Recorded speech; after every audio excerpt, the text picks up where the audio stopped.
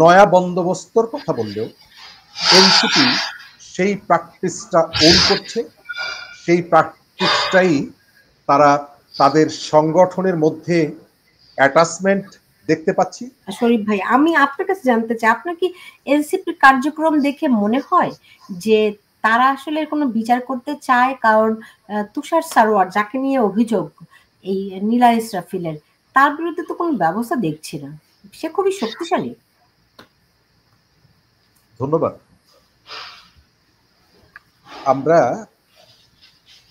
নীলা ইসরাফিলের কাছ থেকে তার লড়াইয়ের কথাটা শুনলাম।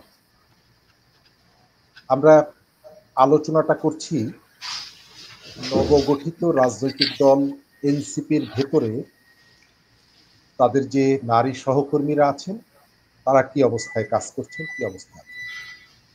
আমি আপনাকে প্রথমে মনে করিয়ে দিই, এবং আমি কখনোই মনে করি না এনসিপির ভেতরে যারা আছে তারা সবাই সারোয়ার তুষার। সেকেন্ড হচ্ছে, আপনাকে মনে রাখতে হবে যে যিনি এই ঘটনাটা, তার উপরে যে অন্যায় কাজটা সামনে নিয়ে এসেছেন, তিনি এখনো কিন্তু এনসিপিকে ওন করেন। তিনি দলের প্রতি তার কমিটমেন্টটা আছে, ডেডিকেশনটা আছে। তিনি বিষয়টাকে চেপে যেতে পারতেন বা চেপে যায় অনেকে, তিনি সেটি জানেন। তিনি মনে করেছেন তাদের দলকে শুদ্ধ করার জন্য এই জায়গাটায় কথা বলা দরকার, এবং তিনি কথা বলছেন। তিনি দল কিন্তু ত্যাগ করেননি, দলকে ওন করছেন, আবার আস্থা রেখেছেন যে তিনি দলের কাছ থেকে ন্যায় বিচার পাবেন। এবং আপনি সেই প্রশ্নটি আমাকে করেছেন। আপনাকে একটা তথ্য দিই আমি। গত 16ই মে জাতিসংঘের একটা টিমের সঙ্গে এনসিপি একটা বৈঠক করেছে। মজার ব্যাপার হচ্ছে, বৈঠকের বিষয়বস্তু কি ছিল জানেন? রাজনীতিতে যে নারীরা আসছে তাদের নিরাপত্তা এবং তাদের এই ধরনের পরিস্থিতির মুখোমুখি হতে হয়, এখান থেকে উত্তরণের পথ, এটা নিয়ে সম্ভবত নীলা ইসরাফিল যে অভিযোগটা করেছেন তার আগে, মানে এই 16ই মের পরে তিনি অভিযোগটা করেছেন। আর এনসিপি সেই বৈঠকে যার বিরুদ্ধে অভিযোগটা উঠেছে উনি ছিলেন কিনা আমি দেখলাম না, কিন্তু আমি আপনাকে নিশ্চিত করছি এই বৈঠকটা এনসিপি করেছে।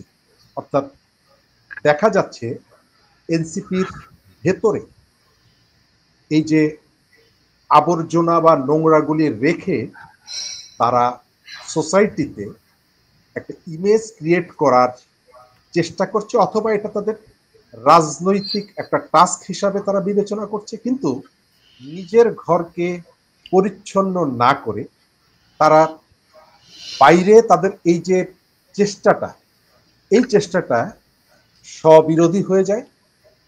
এনসিপি কোনো পদক্ষেপ গ্রহণ করবে কিনা এই প্রশ্নটার উত্তর দেওয়ার আগে আমি আপনাকে মনে করিয়ে দেই যে শুধুমাত্র রাজনীতির মধ্যে, রাজনৈতিক দলগুলোর মধ্যে বা এনসিপির মধ্যে এই ঘটনাগুলো ঘটছে, বিষয়টা সেরকমের না।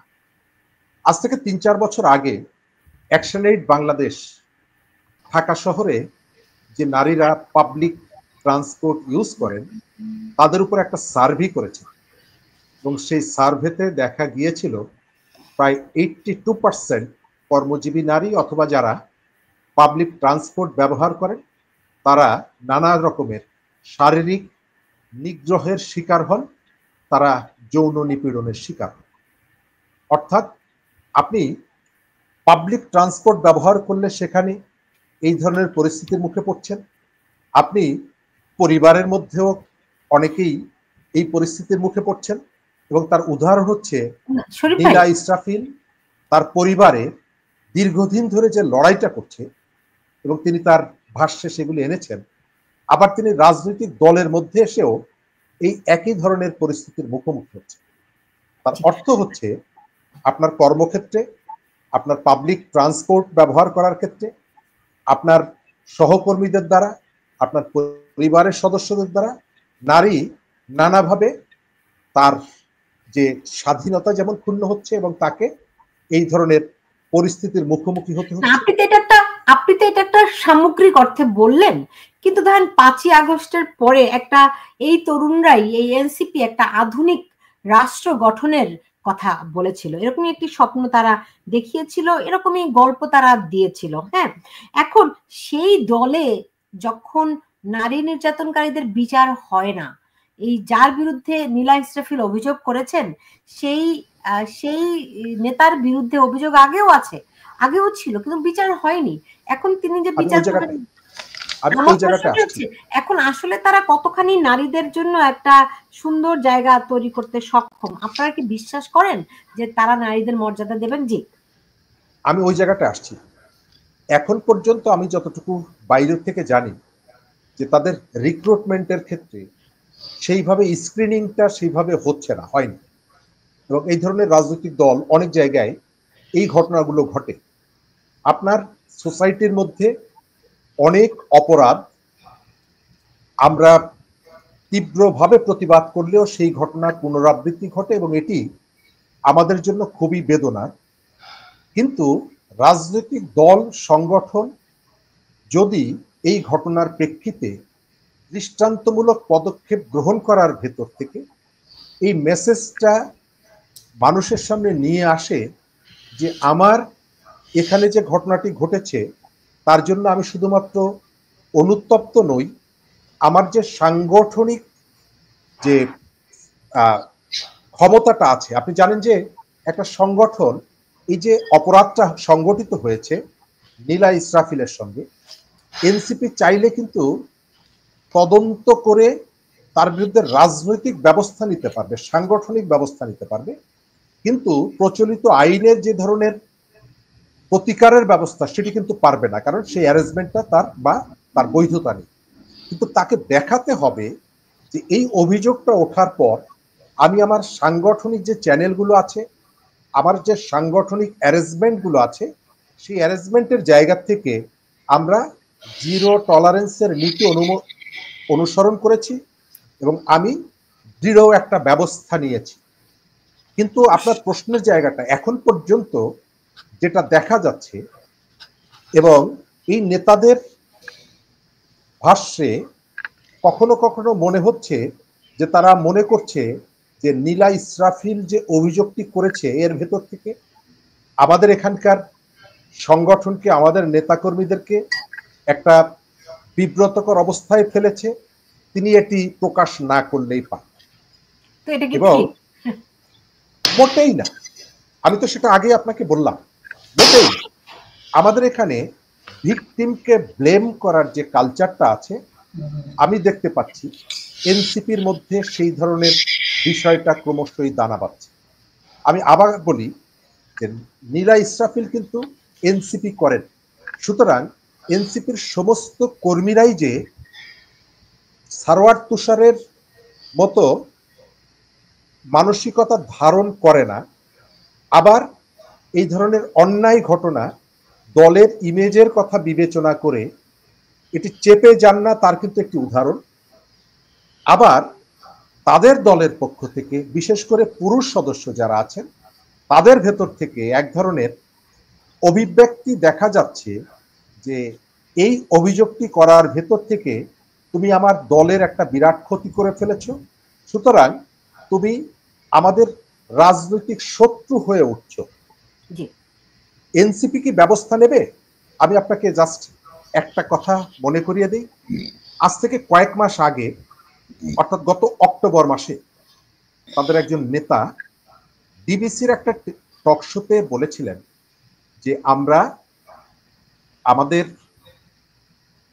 জুলাই আন্দোলনে মেট্রো রেল আগুন দিয়েছি, পুলিশ মেরেছি, আন্দোলনকে সফল করার জন্য এই কাজটি করেছি, এবং এটি নিয়ে নানা জায়গায় তীব্র সমালোচনার পর তারা একটা তদন্ত কমিটি গঠন করেছিল নভেম্বর মাসের 2 তারিখ, এবং তাকে 3 দিনের সময় দেওয়া হয়েছিল তার বক্তব্য নেওয়ার জন্য। আমি যতটুকু জানি নভেম্বরের 8 তারিখে তিনি তার বক্তব্যটা দিয়েছিলেন। তারপরে সম্ভবত এখন পর্যন্ত সেটি পাবলিক করা হয়নি, কেউ জানে না তার প্রেক্ষিতে কি হয়েছে। সেকেন্ড হচ্ছে তাদের একজন নেতা পাঠ্যপুস্তক কেলেঙ্কারির সাথে যার নামটি জড়িত আছে, 400 কোটি টাকা প্রস্তুতের তার অভিযোগ আছে তার বিরুদ্ধে, এবং এই অভিযোগটা এসেছে গত ডিসেম্বর মাসে এবং জানুয়ারি মাসে। কিন্তু তার একটি তদন্ত কমিটি এবং তারা তাকে কারণ দর্শার নোটিশ দিয়েছে গত জুন মাসে। কিন্তু এর মধ্যে নানা জায়গায় এটি নিয়ে আলোচনা হয়েছে, মিডিয়ায় এসেছে। সুতরাং এই যে দুটো ঘটনা আমি আপনাকে বললাম, এই দুটো ঘটনার ভেতর থেকে আমার কাছে মেসেজটা হচ্ছে যে অনেক সময় রাজনৈতিক দলগুলো তাদের ভেতরকার কদর্য দিকটা ধামাচাপা দেওয়ার যে চেষ্টাটা করে, নয়া বন্দোবস্তর কথা বললেও এনসিপি সেই প্র্যাকটিসটা ওন করছে, সেই প্র্যাকটিসটাই তারা তাদের সংগঠনের মধ্যে অ্যাটাচমেন্ট দেখতে পাচ্ছি। এবং আমার ধারণা যে অন্য একটা ইস্যু এসে যদি আমাদের স্মৃতির থেকে এটিকে অন্য জায়গায় নিয়ে যায়, নীলা ইসরাফিলের সাথে সংগঠিত ঘটনাটি, সম্ভবত তারা তাতে অখুশি হবে না। তবে আমরা যেটা বলছি, তারা একটা নয়া বন্দোবস্ত চায়, এটি যদি তারা মিন করে, তাদের রাজনৈতিক সম্ভাবনা আমি ক্রমশ সংক্ষিপ্ত হতে দেখছি, ছোট হয়ে আসতে দেখছি। তারপরেও আমি মনে করি স্বচ্ছতার সাথে তারা যে কমিটমেন্টটা দিয়েছে, তরুণদেরকে যে স্বপ্নটা দেখিয়েছে, সেই সাথে এই ঘটনাটি প্রতিকার হওয়া দরকার। তাদের সাংগঠনিক ফোরামের মধ্যে যতটুকু সম্ভব তাদের পক্ষে সেই অনুযায়ী এর একটা প্রতিকার হওয়া দরকার।